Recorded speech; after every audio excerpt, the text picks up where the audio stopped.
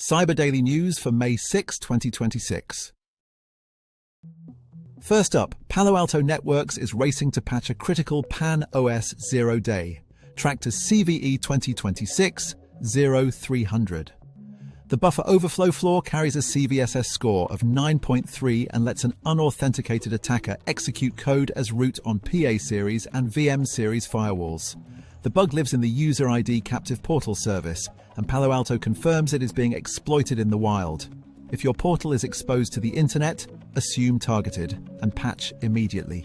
Next, an AI supply chain scare.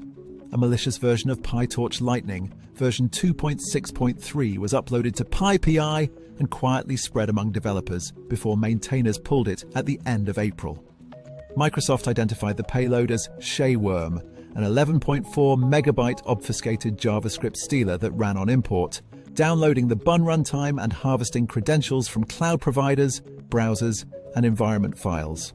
A reminder that every pip install is part of your attack surface. Vimeo has confirmed a breach affecting 119,000 users after attackers compromised third-party analytics vendor Anodot in April.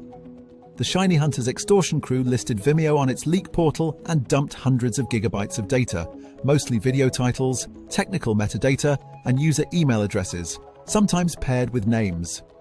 Vimeo says no video content, login credentials, or payment data were exposed, but the third-party angle is the real lesson here. Microsoft is warning of a sophisticated phishing campaign aimed at US organizations, targeting roughly 35,000 users across 13,000 organizations worldwide. The lure is a fake conduct or compliance report that drives victims to a Microsoft-themed phishing site running adversary-in-the-middle infrastructure to capture credentials and session tokens. If your tenant runs heavy on Microsoft 365, brief your users now. Researchers have detailed a clever new Infostealer dubbed Pheno that steals SMS one-time passwords without ever touching the victim's phone. Active since at least January, Pheno pairs with the Cloud Azid remote access Trojan and abuses Microsoft's PhoneLink app on Windows 10 and 11. By scanning for PhoneLink processes and reading its local SQLite database, attackers harvest mirrored text messages, including MFA codes, straight off the desktop.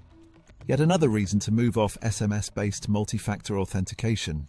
Google has patched a critical Android remote code execution flaw, CVE 2026-0073, in the system component.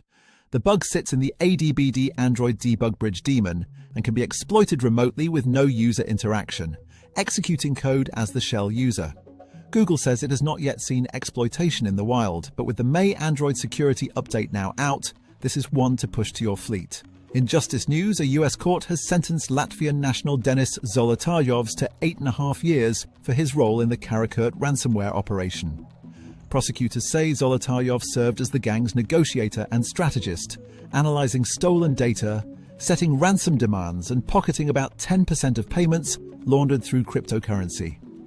Karakurt, closely tied to former Conti members, hit more than 54 organizations between 2021 and 2023. Causing over $56 million in losses. And finally, a critical bug, nicknamed Bleeding Llama, could expose roughly 300,000 Ollama deployments to information theft. The flaw is a heap out-of-bounds read that can be triggered remotely without authentication, leaking memory contents from running instances. With Ollama widely used to host local large language models in development and enterprise environments, administrators should patch and lock down any internet-facing endpoints immediately. That's a wrap for today's Cyber Daily News. Be sure to subscribe to stay up to date with the latest in cybersecurity. Catch us on YouTube and your favorite podcast platform. See you tomorrow.